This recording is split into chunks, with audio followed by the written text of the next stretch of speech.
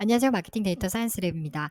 챗GPT로 데이터 분석하기를 주제로 챗GPT 가입에서부터 프롬프트 사용, 데이터 분석 과정, 그리고 시각화 등에 대해서 알아보았는데요. 제가 한동안 영상을 못 올려서 너무 죄송하고요.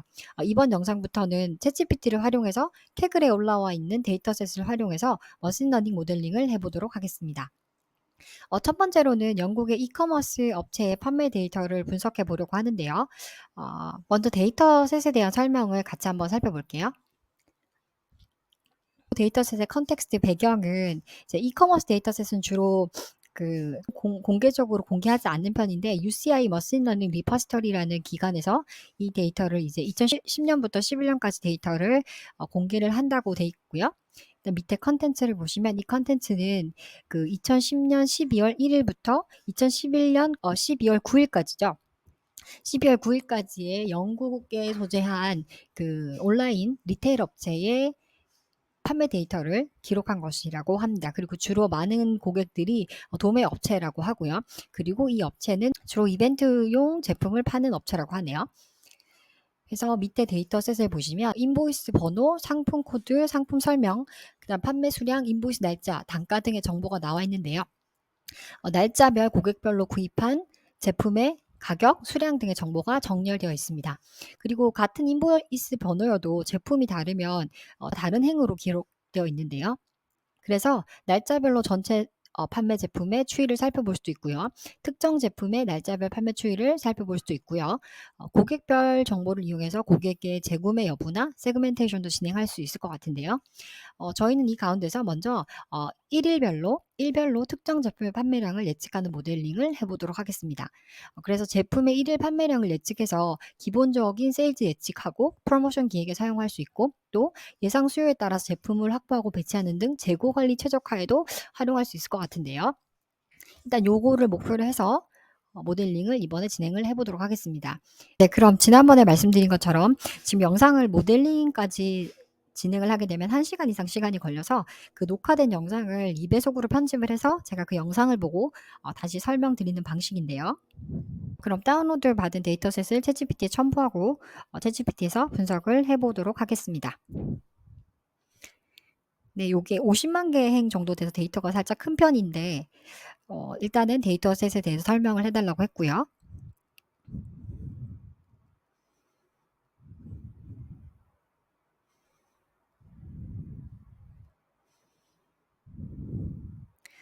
이게 파일을 불러올 때 가끔씩 그 인코딩 방식 때문에 오류가 나는 경우가 있는데 이 데이터셋이 그렇더라고요. 그래서 일반적인 UTF 파일이 아닌 다른 인코딩을 시도해서 불러오겠다고 합니다.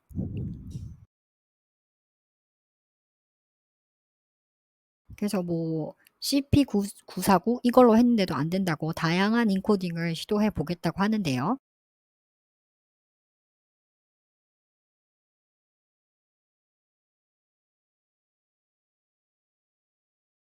네, 지금 그래서 저 라틴 1이라는 인코딩을 사용해서 데이터셋을 읽었다고 하고요. 데이터셋은 약 54만 개, 8개의 컬럼이 있고 컬럼은 이제 송장 번호라던가 제품 번호, 코드, 그다음에 제품 설명, 그다음 퀀티티, 인보이스 날짜, 단가, 커스텀 아이디, 그다음 컨트리 이런 8개의 컬럼으로 구성되어 있습니다. 그리고 디스크립션하고 커스텀 아이디의 결측치가 있다라고 하고요. 그리고 그 정수형, 실수형 데이터가 저 3개가 있네요. 근데 저희가 제일 먼저 하는 그 기초 통계를 분석해 보려고 그랬는데 그 사용 리미트 제한이 떨어졌더라고요. 근데 바로 다시 시도를 했고 그래서 저희가 맨날 먼저 분석 때 하는 기초 통계를 확인하는 거죠. 그래서 수치형 데이터하고 범주형 데이터로 나눠서 기초 통계를 분석해 달라고 했습니다. 역시나 컬럼 이름을 행으로 하는 표로 만들어 달라고 했고요. 그래서 수치형 데이터는 이제 3가지가 있었는데 퀀티티, 유닛 프라이스, 커스텀 아이디가 있고 퀀티티는 지금 평균은 9인데 그 최대값은 8만이네요. 그러니까 75분위수도 10인데 그 이상치가 어마어마한 걸 알 수 있고 유닛 프라이스도 마찬가지고요. 그다음에 저 범주형 데이터들의 빈도 그 최빈값별로 빈도수가 나와 있습니다.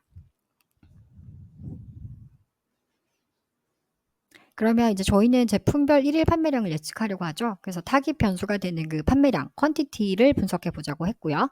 분포를 히스토그램하고 박스 플롯으로 보여달라고 했습니다.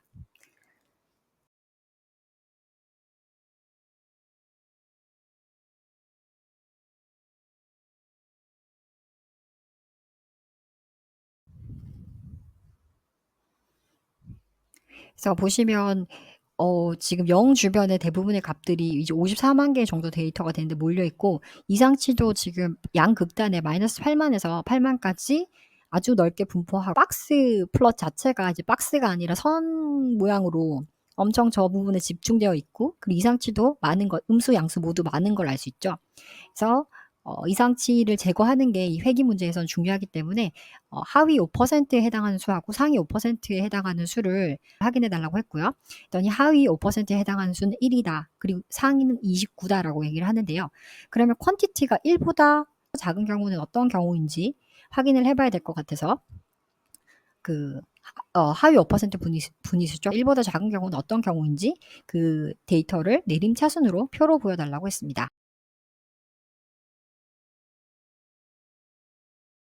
그래서 보시면 그 -1에서부터 -8만, 8만, 7만 이렇게 데이터가 있는데요. 그래서 이 1보다 작은 경우는 주로 반환 또는 취소된 거래, 그러니까 작은 취소든 대량 취소든 취소된 거래를 나타내는 것 같다고 하네요. 그래서 이거를 일반적인 판매 데이터를 예측하기에는 부적절하다고 생각해서 그 1보다 작거나 상위 5%보다 큰 경우는 제외해 달라고 했습니다.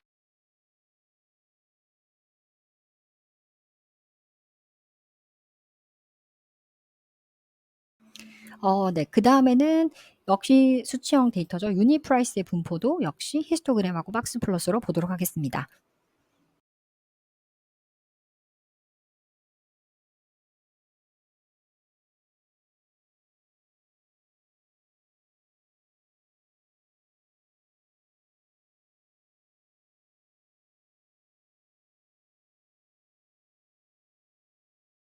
유니 프라이스 역시도 그 컬럼 분포가 어마어마하게 집중되면서도 범위가 넓은데요. 그 마이너스 $10,000에서부터 플러스 $10,000까지 저렇게 프라이스 단가가 있는데, 주로 대부분은 다 0 주변에 분포를 하고 있어요. 그래서 그 저가의 제품들이라는 걸 알 수 있는데, 가끔씩 가다가 저렇게 이상치들이 있는 것 같아요. 그래서 역시 하위 5% 분위수하고 상위 5% 분위수를 확인해 달라고 했고요. 그래서 하위는 0.4이고 상위는 $9 한 유로화라고 하네요. 어 그러면 가격이 0 보다 작은 경우는 어떤 경우인지 좀 확인을 해 봐야 될 것 같아서, 저 아까는 5% 분위수가 1이랑 일치를 했는데 이번에는 0 보다 작은 경우를 역시 내림차순으로 표로 확인해 달라고 했습니다. 그래서 두 가지가 있는데, 마이너스 11,000인 경우가 두 가지가 있는데, 그 어드저스트 배드 뎁트라고 설명이 되어 있다고, 이제 어떤 회계 처리를 위한, 반품의 회계 처리를 위한 특수한 경우로 분류될 수 있다라고 하네요. 근데 여기 0인 경우도 포함을 해야 될 것 같아서, 지금 0 보다 작은 경우만 내서 0 이하인 경우로, 유니 프라이스가 0 이하인 경우를 다시 한번 확인해 보겠습니다. 그러면 아까 그 대량의 마이너스 두 행하고 또 0인 경우도 있어야 될 것 같은데요.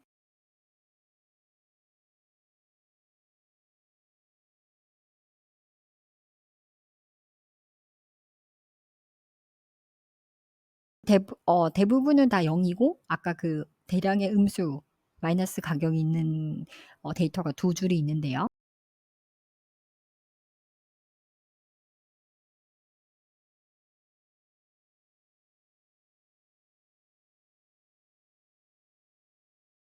네, 그래서 요 유니 프라이스가 0 이하인 경우도 역시 제거하고, 상위 부분도 끝부분을 이상치를 제거해 보도록 하겠습니다.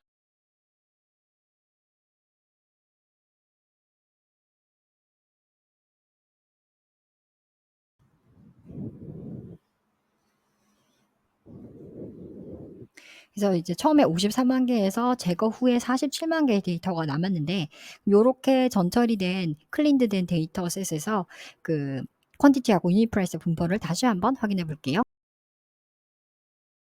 퀀티티는 저희가 예측해야 되는 변수이기 때문에 그 분포가 하잖아요. 그래서 다시 한번 확인해 보겠습니다.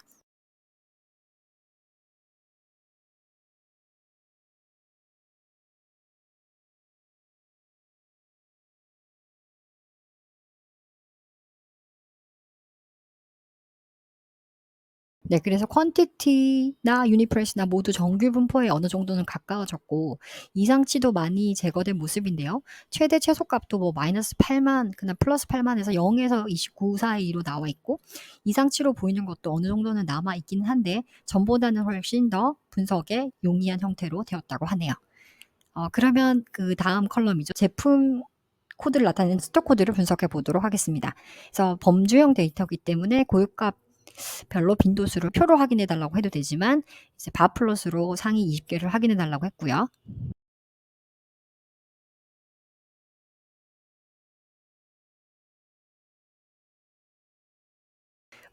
세트로 해달라고 했는데 생각보다 색깔이 안 이쁘더라고요. 그래서 그 여기는 이 데이터셋에서 가장 많이 그 등장하는 제품 코드들인데 저 85123A라는 제품이 한 2000번 정도 등장을 한 것 같고 저게 이제 많이 등장한 제품 순서대로 보여주고 있는데요. 그럼 제품 코드별로 디스크립션, 제품 설명이 아까 그 기초 통계를 봤을 때 4,000개고 4,500개고해서 일치하지 않았는데 그래서 그 스톡 코드별로 디스크립션의 고유값이 몇 개인지 표로 확인해 달라고 했습니다. 일단 대부분은 한 개인데 그 최대값, 최소값을 확인해 보니까 최대 4개가 있는 스톡 코드도 있더라고요. 그래서 어떻게 디스크립션이 작성되어 있는지 확인을 해야 될 것 같아서 스톡 코드별로 디스크립션을 표로 작성을 해달라고 했고요. 표의 컬럼은 디스크립션 1부터 4까지로 해달라고 했습니다.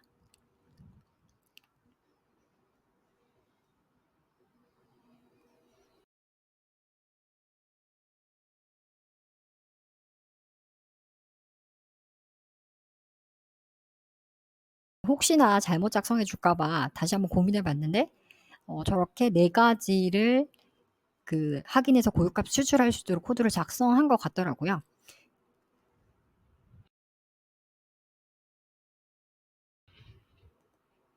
결과물을 보시면 대부분은 다 디스크립션 1만 채워져 있는데 그러니까 대부분은 하나라는 거죠. 근데 가끔씩 가다 2개, 3개, 4개가 있는 게 있다는 것 같아서 그럼 디스크립션이 2개 이상 존재하는 경우를 표로 보여달라고 했고요.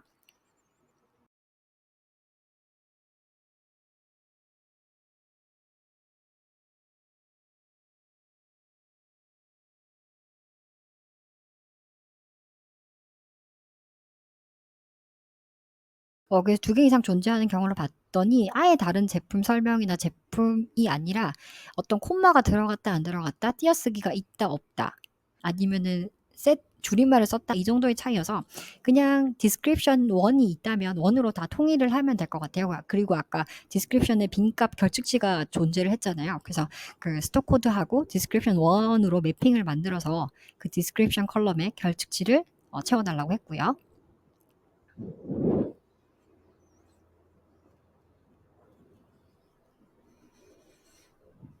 저희는 이게 제품별 1일 판매량을 예측할 거기 때문에 나머지 뭐 컨트리나 커스터머 아이디에 대해서는 따로 여기서는 분석을 하지 않을게요. 스톡 코드 다음으로 이제 제품별 1일 판매량이기 때문에 데이트를 분석해 보도록 하겠습니다. 그래서 인보이스 날짜에서 데이트를 추출해서 데이트별로 그 퀀티티를 합해서 선형 그래프로 보여달라고 했고요. 지금 같은 날짜여도 고객별로 인보이스별로 퀀티티가 여러 개가 있기 때문에 같은 제품이어도 그래서 데이트 기준으로 일단 합쳐달라고 했고요.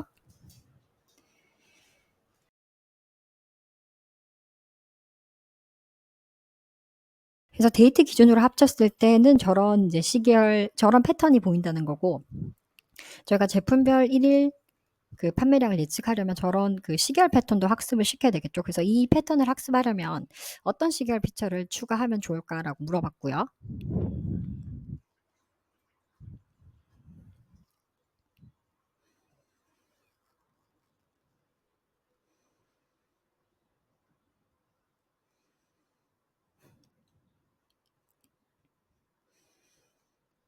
그래서 뭐 연, 월, 일, 요일, 주 같은 일반적인 그 시간 관련 변수, 그다음 공휴일을 반영할 수도 있고, 그다음 봄, 여름, 가을 등의 시즌을 나타내는 인코딩을 넣을 수도 있고, 라그 피처 뭐 이런 것들을 넣을 수 있다고 합니다.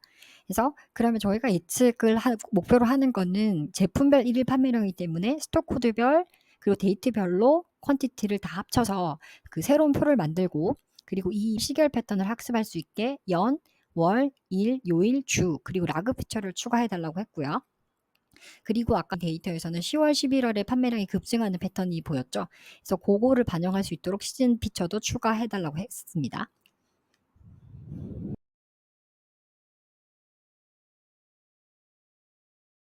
보시면 여기 하이 세일 시즌이라 그래가지고 그 10월, 11월 달을 1로 하고 나머지 달을 0으로 하는 그 시즌 피처도 하나 들어갔고요. 총 7개 시계열 피처들이 추가가 되었는데요. 분별 1일 판매량이니까 퀀티티를 타겟 변수로 하고 그 year, month, day 저런 시계열 피처들을 입력값으로 하는 모델링을 하려고 한다고 어떤 모델을 시도하면 좋을지 물어봤고요.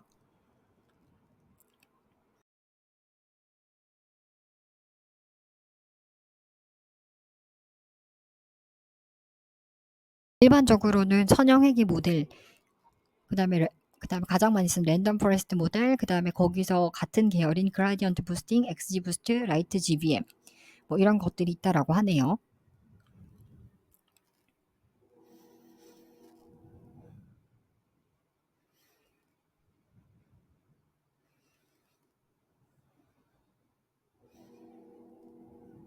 그래서 인코딩을 하는 것도 중요해서 저 모델로 하려고 한다고 각 변수들의 인코딩은 어떻게 하는 게 좋을지 물어봤고요.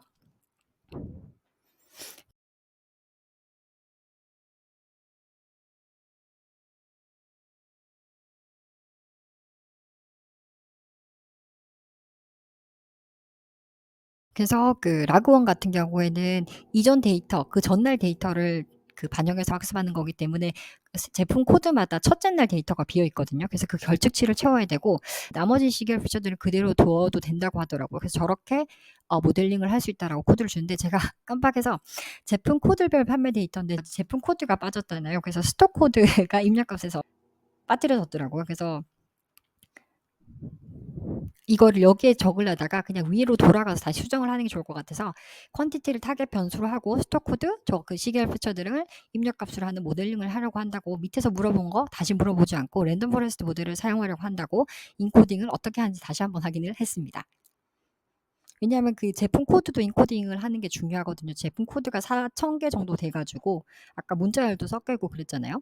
그래서 그 제품 코드는 뭐 원하드 인코딩을 하는 게 좋지만 랜덤 포레스트 같은 경우에는 뭐 레이블 인코딩을 해도 상관이 없다라고 하고요. 나머지 시계열 피처는 이미 숫자형이기 때문에 그대로 놔둬도 되는데 뭐 나중에 성능 향상을 위해서 다른 인코딩을 시도해 볼 수도 있다라고 하고요. 그래서 스톡 코드는 라멜 인코딩을 하고 라그원의 그 결측치는 스톡 코드별 1일 판매량 평균으로 채워달라고 했고요.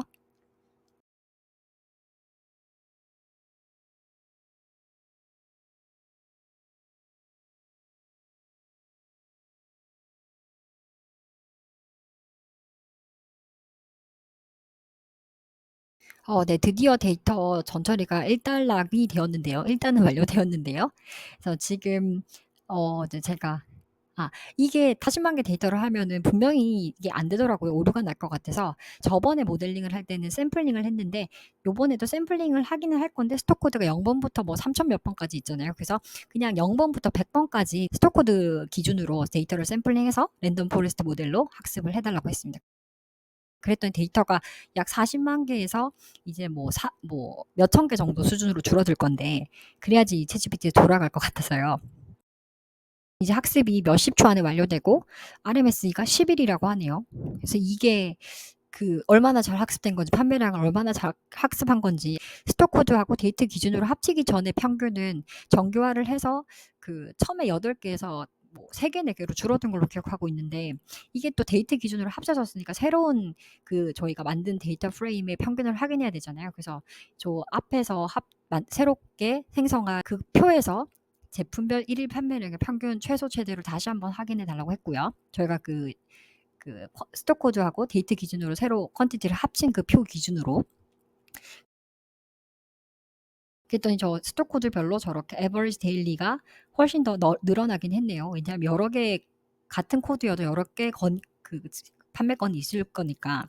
그래서 그리고 저 에버리지 데일리 퀀티티의 평균을 다시 확인해 봤더니 8개 정도라고 하네요. 근데 그러니까 1일 평균이 8인데 그 제곱근 오차가 10일이면 상당히 좀 크다고 생각을 하거든요. 그래서 그래프 시각적으로도 어떻게 예측을 했는지 확인해 보려고 Y 테스트하고 Y 예측 값을 선형 그래프로 비교를 해달라고 했고요.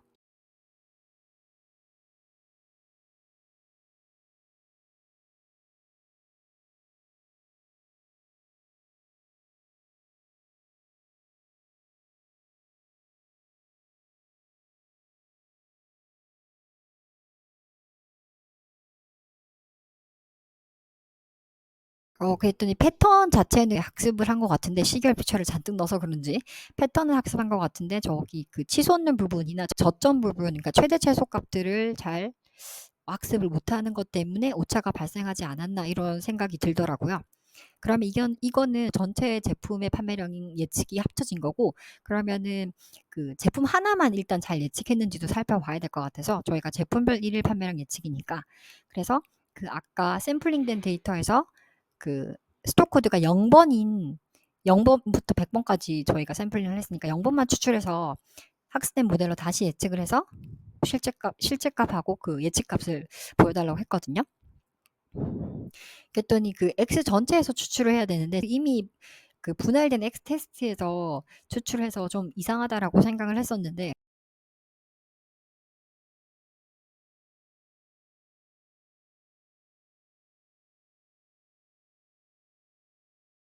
아니나 다를까 데이터 수가 지금 5개, 6개밖에 없는 것 같죠?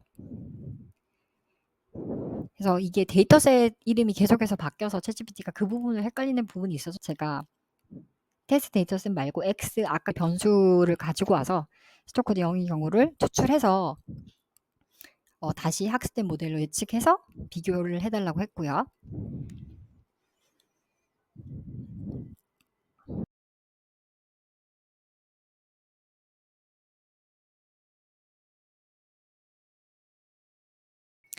전체 데이터에서 스톡 코드 0인 경우가 한 42개 정도 됐었는데, 요렇게 보시면 저 인덱스가 지금 날짜가 아니어서 그냥 라벨링 코딩만 돼 있고, 저렇게 해서 지금 날짜는 지금 따로 하진 않았는데요. 음, 역시나 패턴은 학습을 했지만 그 고점 저점을 정확하게 예측을 하고 있지 않은 것 같더라고요. 그리고 저런 데서 지금 오차가 많이 누적될 거라는 생각이 들더라고요.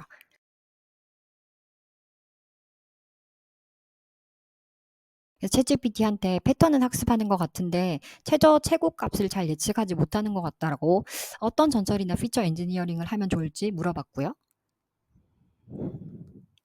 근데 여전히 이제 이상치가 있으니까 이상치를 좀 더 제거해 보는 방법, 이상치가 성능에 영향을 많이 미치니까요. 그리고 아니면은 그 이상치를 조정하는 다른 방법으로 Y 로그 변환을 해보거나, 아니면은 뭐 다항 피처를 추가를 해보라고 하거나, 아니면 시계열 특성을 조금 더 넣어보라고 하거나, 아니면 아예 시계열 저런 분해 모델이나 이런 거 뭐 아주 기술적으로 접근을 많이 하는 것 같더라고요. 그래서 조금 더 자세히 제가 생각하는 방향을 적었는데요. 제품별로는 판매량 데이터가 많이 다를 수 있으니까 제품 코드별로 일일 판매량, 평균, 최소, 최대, 저 문제점을 바로 개선하기 위한 직접적인 해결책이죠. 저런 걸 새로운 피처로 줘서 학습시키는 게 어때? 그리고 제품 그룹으로 뭐 묶어서 그룹의 판매량을 또 정보로 학습하게 하는 방법은 어때? 어, 왜냐하면 이게 모든 날에 데이터가 있는 건 아니니까. 그리고 없을 때는 다른 그 유사 제품의 판매량 평균 같은 거나 이런 것들을 또 그 그룹 정보를 학습을 할 수도 있으니까요. 그래서 어떤 기준으로 유사 제품을 그룹핑할 수 있을지 물어봤고요. 그래서 저희가 아까 처음에 디스크립션을 채웠잖아요. 그 디스크립션 이용해서 카테고리를 만드는 방법도 있을 거고, 유니 프라이스 같은 걸로 그룹화하는 방법이 있을 텐데요.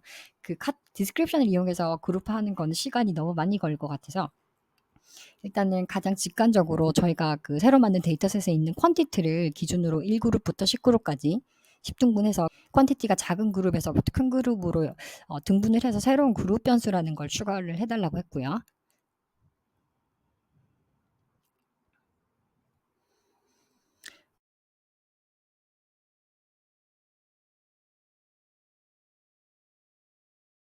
근데 그 동일한 값 때문에 그 10개로 못 나누는 것 같다고 이렇게 얘기를 하네요. 그래서 알아서 해결을 하고 있습니다.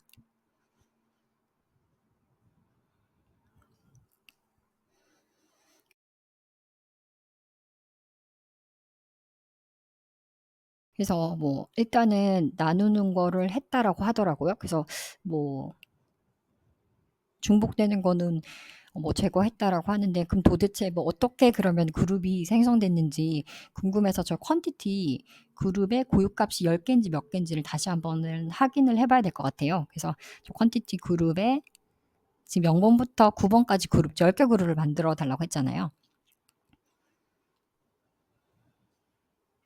다시 한번 어떻게 분할이 됐는지 확인을 해봤고요.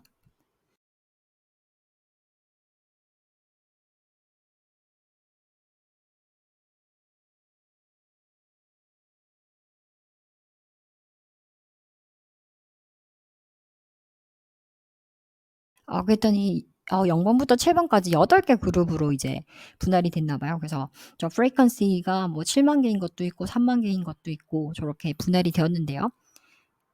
그래서 이 정보를 바탕으로 이제 0그룹이 가장 낮은 판매량을 보이는 그룹이고 7그룹이 높은 판매량을 보인다고 하는데요. 이 정보를 그 모델에게 주면 그 그룹 정보에 따라서 또 판매량을 학습할 수 있을 거라 기대를 하고 이 정보를 추가해 보도록 하겠습니다.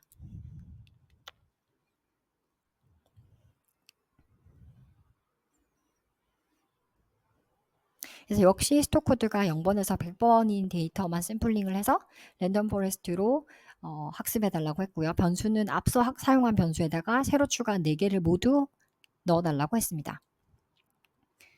그랬더니 샘플링해서 잘 넣은 것 같더니 아까 그 제품별로 평균 최대 최소값을 넣은 그 컬럼들을 실제로 표 추가하지 않았다고 그거를 추가해서 다시 샘플링을 해서 학습을 하겠다고 하네요.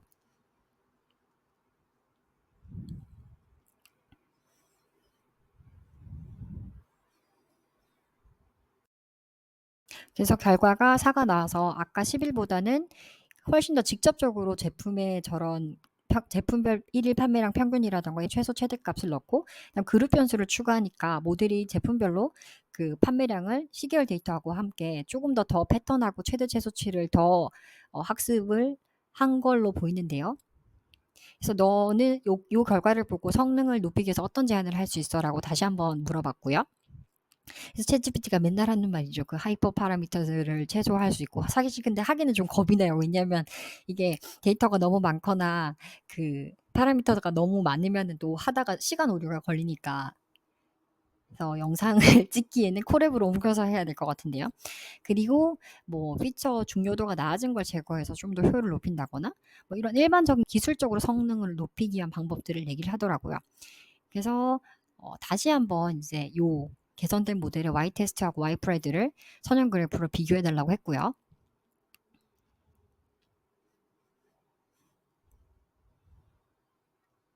그래서 아까보다는 조금 더 그 0번부터 100번까지 데이터에 대해서 잘 예측하는 걸로 보이는데 저런 날짜들에 대해서는 판매치가 왜 튀었는지 지금 데이터 상으로는 알기 힘든데요. 여기도 보면 특정 극값을 예측하는 데는 개선의 여지가 있다. 그래서 추가적인 피처 엔지니어링이나 뭐 이런 것들을 할 수 있다라고 하는데, 그래서 이 그래프를 봤을 때 다시 제안을 한다면, 그리고 구체적으로 어떻게 하면 저런 특정의 극값들을 보다 잘 예측할 수 있을까라고 저도 구체적으로 다시 한번 챗GPT한테 물어봤고요. 원하는 부분을 넣어서요. 그랬더니 또 기술적으로 접근을 하는데, 그래서 뭐 가중치를 준다라던가 아니면 여기서는 저렇게 특정 치솟는 부분에서 이벤트가 있었는지 그런 것들을 확인해서 할인 행사를 했는지, 요건 좋은 의견이죠. 넣을 수가 있고, 그 다음에 그 외부적으로 또 어떤 그 날씨라던가 실업률이라던가 그런 것들의 변수를 넣어서 모델이 보다 잘 학습을 할 수 있게 할 수 있다라는 거고요. 또 다른 알고리즘들을 시도할 수 있다라고 얘기를 합니다. 네, 이렇게 해서 제품별 1일 판매량을 예측하기 위해서 기본적으로는 시계열 데이터를 추출을 해서 그 패턴을 학습시켰고요. 그리고 제품별 판매량의 최저를 잘 예측하지 못하는 점을 보완하기 위해서 제품별 1일 판매량의 평균, 최소, 최대값을 새로운 컬럼으로 추가를 했고요. 그리고 판매량이 유사한 제품을 그룹화해서 이 정보를 바탕으로 또 모델이 학습하도록 해봤습니다. 챗GPT한테 개선 의견을 물어보면 일반적인 이야기를 하는 경우가 많은 것 같아서 구체적인 상황이나 의견을 같이 주고 그 부분에 대해서 개선 의견이나 아이디어를 요청하는 것도 좋은 방법이라는 생각이 들었습니다. 그리고 이런 데이터를 매년 누적해서 학습시킨다면 보다 안정적으로 제품 판매를 예측하고 프로모션 기획에도 활용할 수 있을 것 같은데요. 물론 이걸 바탕으로 새로운 트렌드를 예측할 수 있는 건 아니죠. 갑자기 어떤 제품의 판매량이 치솟을 것이라든가 어떤 게 트렌드에 앞으로 맞을 거라든가라고 예측하기에는 이건 또 다른 문제가 될 것 같은데요. 어찌 보면 뻔하면서도 아주 디테일해야 되고 창의적인 해결력이 필요한 게 데이터 모델링이 아닐까 싶은데요. 그럼 다음 영상에서 또 다른 모델링을 같이 해 보도록 하겠습니다. 감사합니다.